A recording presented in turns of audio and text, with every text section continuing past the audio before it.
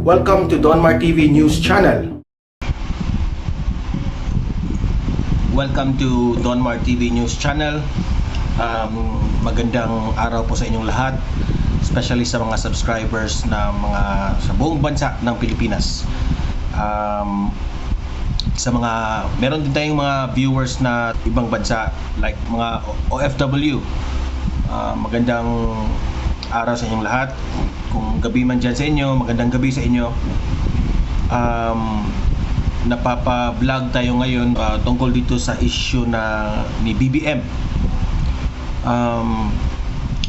About BBM kasi, yung mga kalaban nila, lalong palapit na ang eleksyon, lalong dumarami yung paninira kay BBM at Sara Duterte. Yung strategy kasi nila puro paninira sa kampo ni BBM at Sara. So para sa akin, obserbasyon ko dyan, hindi yan nakatutulong sa inyo yung mga paninira nyo kay BBM, kasi lalo yung sinisiraan si BBM, ang mga simpatya ng mga ibang kandidato pupunta lang yan kay BBM. Hindi yan magandang strategy sa inyong sinisiraan nyo si BBM. Hindi yan maganda. Sa akin lang ay wrong ang strategy nyo. Kung patuloy kayong sisira sa imahe ni BBM, wala nang maniniwala sa inyo, especially mga ibang, hindi ko na lang babanggitin yung mga kalaban ni BBM. Halos naman sila lahat sumisira sa imahe ni BBM. So para sa akin, wrong strategy yan. Wrong strategy. Lalo nyo lang pinalakas si BBM dyan, kasi yung mga taong bayan aware na sa mga kung ano yung totoo, ano yung fake news, ano yung mga talagang mga nangyayari on the ground, no? Yung mga sa pagtulong, merong mga haka-haka na si BBM lang daw ay nagpa-party during yung mga pagtutulong sa Odette victims. Hindi naman yung totoo, fake yun lahat. Yung mga sinasabi nilang nagpa-party lang si BBM. So wala nang maniniwala. Matatalino na ang mga Pilipino ngayon when it comes sa mga pagpipili ng mga kandidato. So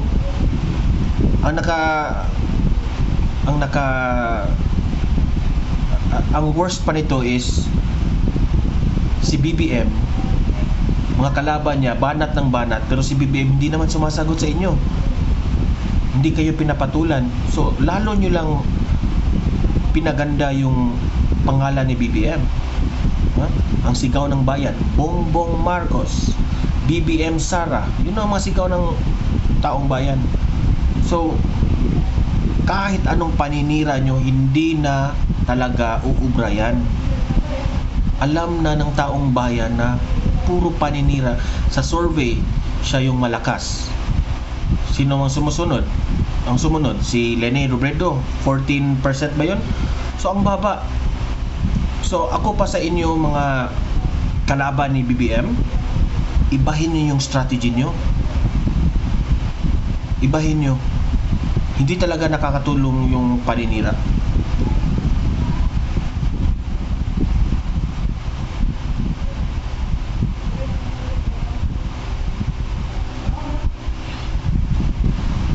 Kayo lang ang nagpro-promote sa pangalan ni BBM.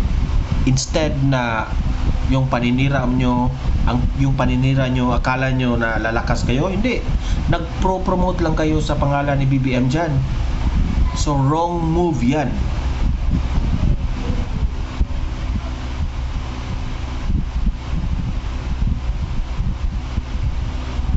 Kung ako pa sa inyo,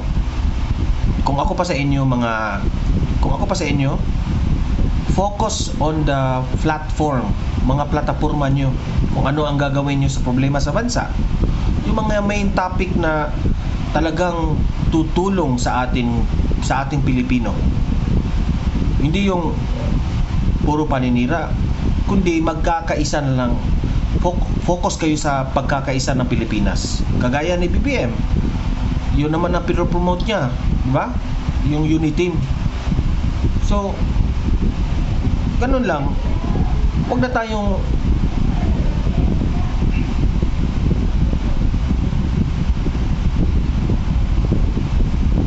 alam nyo, kung palagi kayong maninira kay BBM, yung mga supporters nyo unti-unti yang lilipat sa kanya.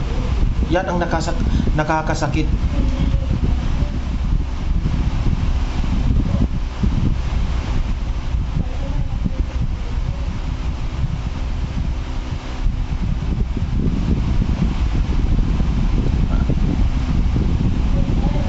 Luzon, Visayas, Mindanao, sa observation ko, lahat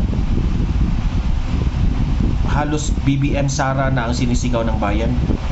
Maluzon, Visayas at Mindanao man yan, lahat BBM at Sara na. Kasi kung nakikita nyo yung mga late activity nila, puro mga positive yung pinakita nila, walang paninira.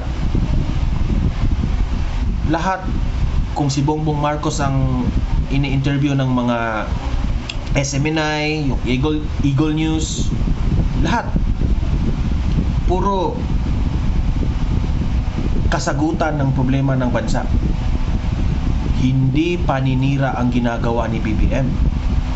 So, yung mga gimmick ng ibang kandidato na yung mag-link sila sa mga artista, like yung ginawa ni Leni Robredo ngayon na nilink niya si yung ads niya si Ugi Alcacid, hindi na yan para papaniwalaan sa mga taong bayan. Wala nang karisma ang ganyan. Ang papaniwalaan ng Pilipino ngayon ay yung totoong tao na magbigay ng solusyon sa problema ng bansa. Yun. So, kung pa sa inyo, focus na lang kayo sa plataforma nyo. Patuloy kayong maggawa ng solusyon ng ating problema sa bansa. Diyan, baka unti-unti kayong papaniwalaan ng mga tao. Yun lang muna sa ngayon. Don't forget to hit the subscribe button, like and share this video,